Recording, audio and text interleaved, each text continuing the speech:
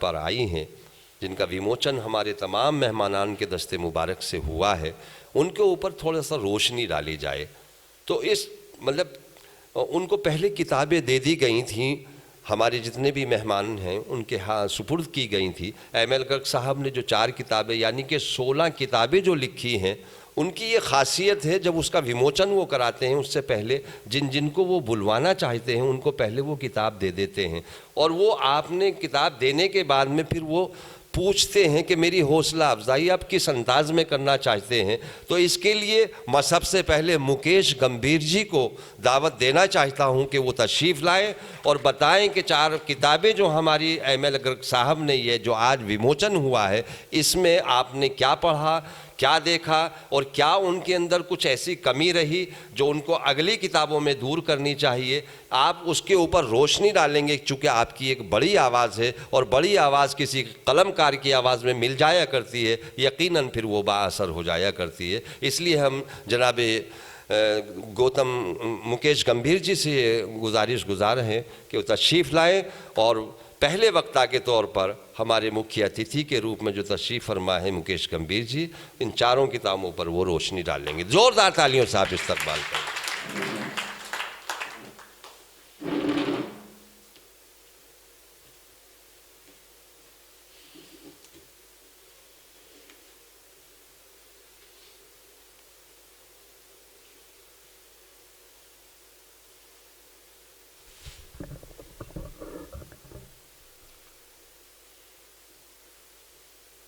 मंच का संचालन कर रहे हमारे प्रसिद्ध शायर का आभार व्यक्त करते हुए श्री एम.एल. गर्ग, प्रदीप राग जी और अजय अक्ष जो इस संस्था के ऑफिस बीरर्स हैं, उनका आभार व्यक्त करते हुए मैं श्री एम.एल. गर्ग को बहुत बहुत बधाई देता हूं इस बात के लिए आप साहित्य जगत में अपने आप में एक अद्वितीय उदाहरण प्रस्तुत कर रहे हैं। सच बात है, गर्ग साहब की शायरी की शुरुआत जिस अंदाज से हुई, हमारे बहुत से साथियों ने उनको बहुत सीरियस शायर के रूप में नहीं लिया। बट मिस्टर अक्ष, प्रदीप राग और स्वयं गर्ग साहब इस बात के साक्षी हैं कि मुझे शुरू से इस बात का विश्वास था कि ज्यों-ज्यों वक्त आगे चलेगा त्यों-त्यों गर्ग साहब की कलम में वो धार आएगी कि आने वाली जनरेशन इस बात को याद रखेगी कि हमारे बीच में एक ऐसा भी शायर हुआ था। साथियों, मैं अपनी बात यहाँ से शुरू करता हूँ। यूनान में एक कहावत है।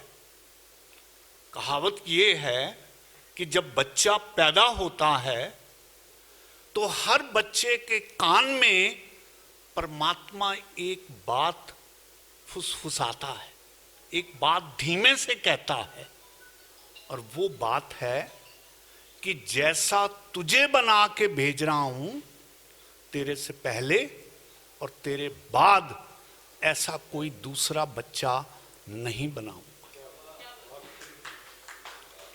साथियों, बहुत से बच्चे इस बात को भूल जाते होंगे, बट श्री एम.एल. गर्ग को ये बात आज भी वैसे ही याद है जैसे ताजे ताजे परमात्मा ने इनके कानों में कहा था। एक तो मनुष्य होना, उसके ऊपर इंडस्ट्रियलिस्ट होना,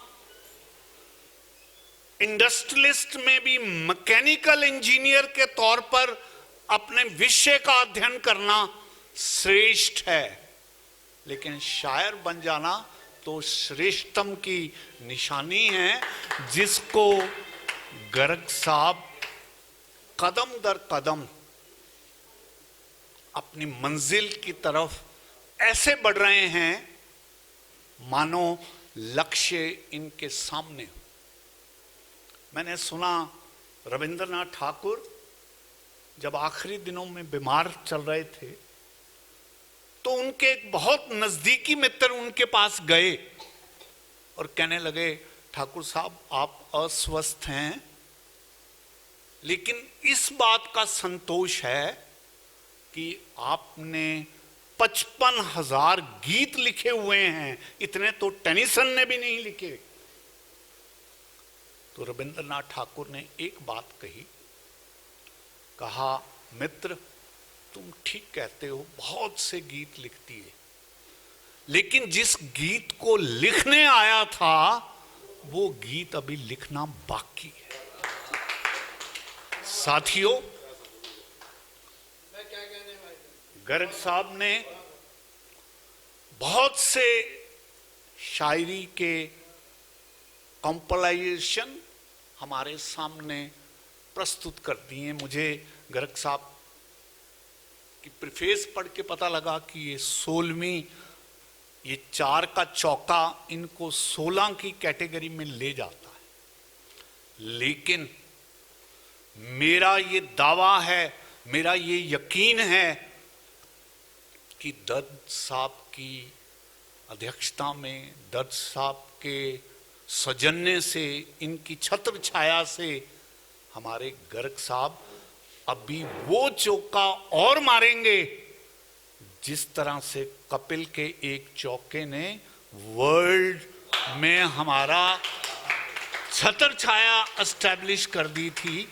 ऐसा एक चौका अभी लगना और बाकी है। हम सब मिलके इस बात की प्रार्थना करते हैं, शुभकामनाएं देते हैं गर्ग साहब को कि आप ऐसे चौके हर साल मारते रहें। और मुझे यकीन है, क्योंकि जब ये 4 पुस्तकें मेरे को देने आए थे तो गर्ग साहब ने धीरे से मेरे कान में ये बात बता दी थी कि गंभीर साहब लगभग 1-1.5 पुस्तक का मसौदा मेरे पास तैयार पड़ा। अब साथियों, क्या मजबूरी है एक मैकेनिकल इंजीनियर की, क्या मजबूरी है एक ऐसे इंटरनेशनल कंसल्टेंट की जो एक कंसल्टेशन के बेस पे लाखों रुपया अमेरिका वालों से डॉलर्स के रूप में हमारे इंडिया में ला रहा है। क्या मजबूरी है? आप सब लोग शायर हैं और बड़े उच्च श्रेणी के शायर भी बैठे हैं, सागर साहब हैं, अक्ष जी हैं और बड़े जाने माने लोग हैं। हमारे भाई जो स्टेज संभाल रहे थे, दर्द साहब हैं। मैं जानना चाहता हूं क्या मजबूरी है?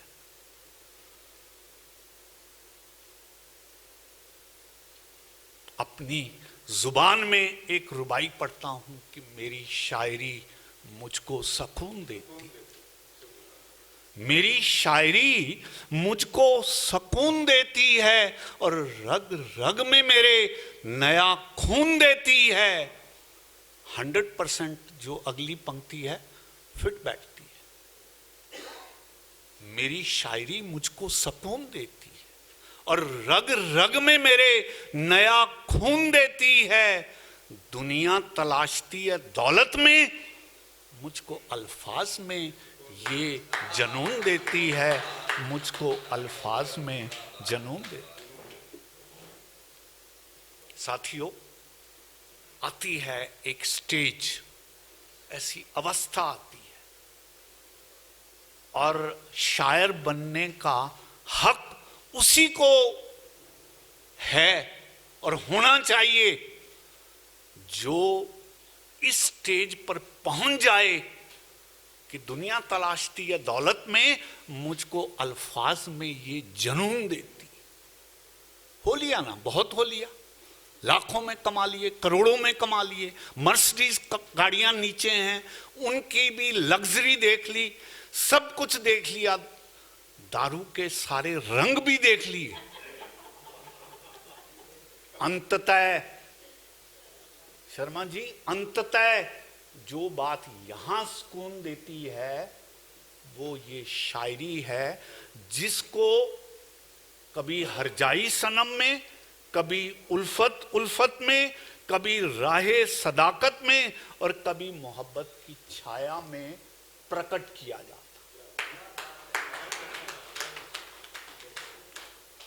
All the books, they simply indicate what is being hidden in the heart. Only whatever is hidden in the heart has been written at large in these books.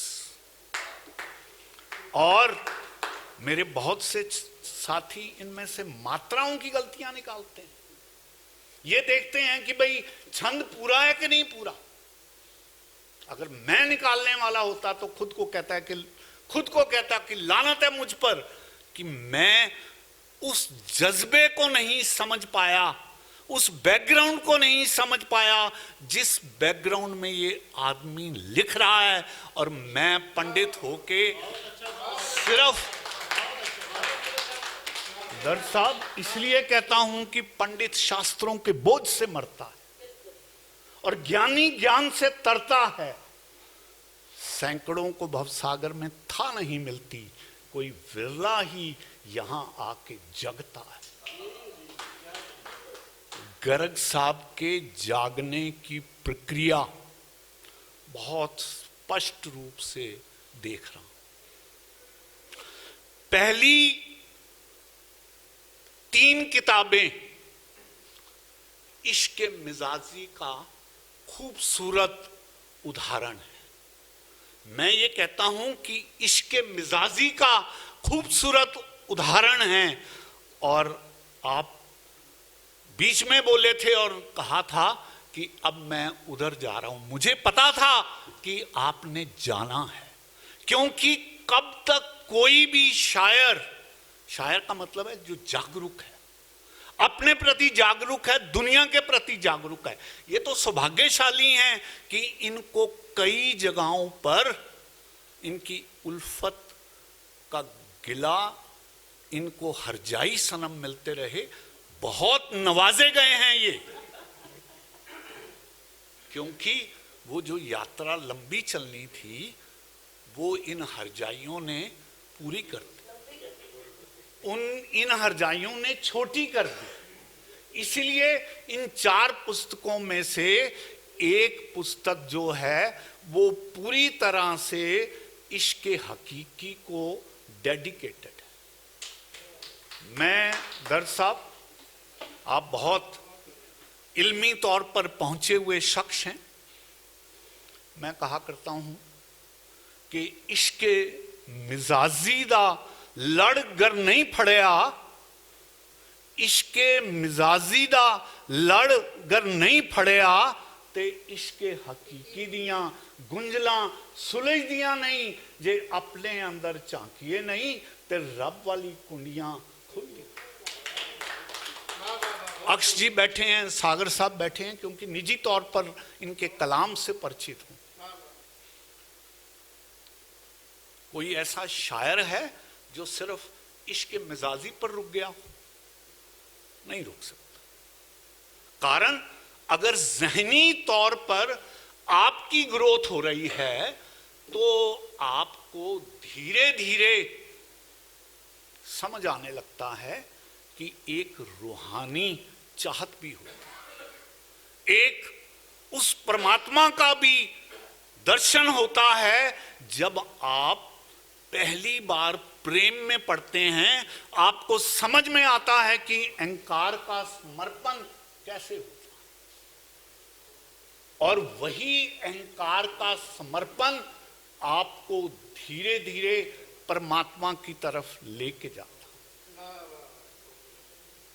कहा कि कौन सी मस्जिद में किसने खुदा देखा, कौन सी मस्जिद में किसने खुदा देखा है? जिसने भी देखा है खुद में छुपा देखा है और झुकाया माथा जब भी उसके सजदे में यार के दर पे सर को झुका देखा है। कौन सी मस्जिद में किसने खुदा देखा? हाज़रीन, देख लिए, यार के दर पर सर झुका के देख लिए, सजदे करके देख लिए। इसको किन किन शब्दों में, इतनी 4 पुस्तकों में कोई गजल ऐसी नहीं है। बहुत गहरे में पढ़ के आया हूं और पिछले 4-5 दिन से पढ़ रहा हूं। हार्डली कोई ऐसी गजल, जिसको गजल कहा जा रहा है यहां पे, कोई ऐसी गजल नहीं है जिसमें गर्ग साहब ने इन हरजाइयों के जो झटके हैं, जो उनकी बेवफाइयां हैं, उनका जिक्र ना किया। अच्छा ही किया जो तूने ख्वाब मेरा तोड़ दिया, अच्छा ही किया जो तूने ख्वाब मेरा तोड़ दिया, वरना मैं तो सदियों तक यूं ही सोया चला जाता। अच्छा है कोई जगा गया।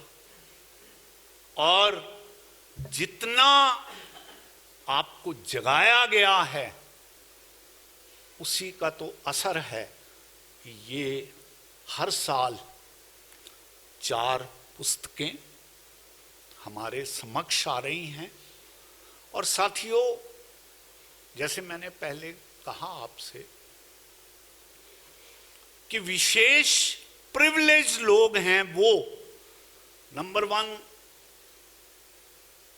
पहली श्रेणी है प्राणी होना, मनुष्य होना। उससे उच्चतम श्रेणी है कि आप एक बिजनेसमैन हैं, वो भी पढ़े लिखे बिजनेसमैन हैं। उसके बाद आप इंटरनेशनल लेवल पर अपनी कंसल्टेशन की वजह से जाने जाते हैं। और उच्चतम और श्रेष्ठतम बात यह है कि ऊपर आप शायरी में साहित्य के साथ, अदबी दुनिया के साथ जुड़ गए हैं और स्वयं एक अदबी संस्था के मालिक बनकर हमारे सम्मुख आ रहे हैं। मैं ऐसे लोगों के लिए, और जिनको परमात्मा नवाजता है कविता से, दामिनी जी विशेष तौर पर, जिनको भी परमात्मा नवाजता है कविता से, शायरी से, हमारी मैडम बबीता बैठी हैं, दिव्या जी बैठी हैं, सब कविता शायरी की तरफ बढ़ रही हैं। ऐसे लोगों को बहुत तहे दिल से श्रद्धांजलि देते हुए, श्रद्धांजलि उनके कृत्य को देते हुए एक बात कहा करता हूं कि मैं जज्बातों से बेईमानी कर नहीं सकता। मैं जज्बातों से बेईमानी कर नहीं सकता। और सच तो ये है कि घुट घुट के मर नहीं सकता। खुदा ने मुझे शायरी की तौफीक बख्शी है, मैं उसकी रहमत से गफलत कर नहीं सकता। परमात्मा ने नवाजा है। आप देखें, सीधी सच्ची स्पाट बात, कोई लुकाव छुपाव, कोई शब्दों में तरोड़ मरोड़ नहीं है। जो कुछ महसूस किया गया है सीधा का सीधा अल्फाज में उतार दिया। अब इसको कुछ शायरी के पंडितों को लगता हो कि भाई ये शायरी का तरीका तो नहीं, इनके बिहाफ पर फिर मैं एक शेर अक्सर कहा करता हूं और आज भी कहने से नहीं चूकूंगा कि मेरी शायरी तुम्हारी दाद की मोहताज नहीं, मेरी शायरी तुम्हारी दाद की मोहताज नहीं है। मेरे हर शेर को मेरी महबूब ने 100 बार चूमा। मैंने क्या लेना देना है कि तुम्हें समझ आए ना आए, तुम्हें मेरी शायरी में भाषा की त्रुटियां समझ आए, मेरी शायरी में पंजाबी हिंदी का मिश्रण आपको लगे। मैंने कब कहा कि तुम्हारे लिए मेरी शायरी, मेरे शेर होंगे शेर तुम्हारे लिए, मेरे शेर होंगे शेर तुम्हारे लिए। मैंने तो उसके और अपने एहसास बुदबुदाए और कभी गजल कभी नज़म बन के उभरे हैं। मेरी शायरी के शेर शेर होंगे तुम्हारे। तो तहे दिल से गर्ग साहब को मुबारक देता हूं। सच बात है, गर्ग साहब का लेखन मेरे दिल के बहुत नजदीक है, इसलिए क्योंकि जेन्युइन, सीधा सपाट, सच्चा लेखन है। और किसी भी समागम में, किसी भी जमघट में मुझसे अगर इसके अनुमोदन के लिए कहा जाएगा तो मैं खुल के गर्ग साहब का झंडा फहराने के लिए हमेशा तत्पर रहूंगा। कारण ये है कि दिल से कही हुई दिल की बात दिल तक पहुंचती है। और मैं अक्सर ये कहा करता हूं कि हजारों लफ्जों के दीवान कौन पढ़ता है, हजारों लफ्जों के दीवान कौन पढ़ता है। कोई दिल को छूती बात हो तो कह जाओ। तो गर्ग साहब की हर बात दिल को छूती हुई है। मैं इस स्थिति में हूं कि एक एक पुस्तक की व्याख्या कर सकता हूं, लेकिन समय शायद मुझे अलाउ नहीं कर रहा।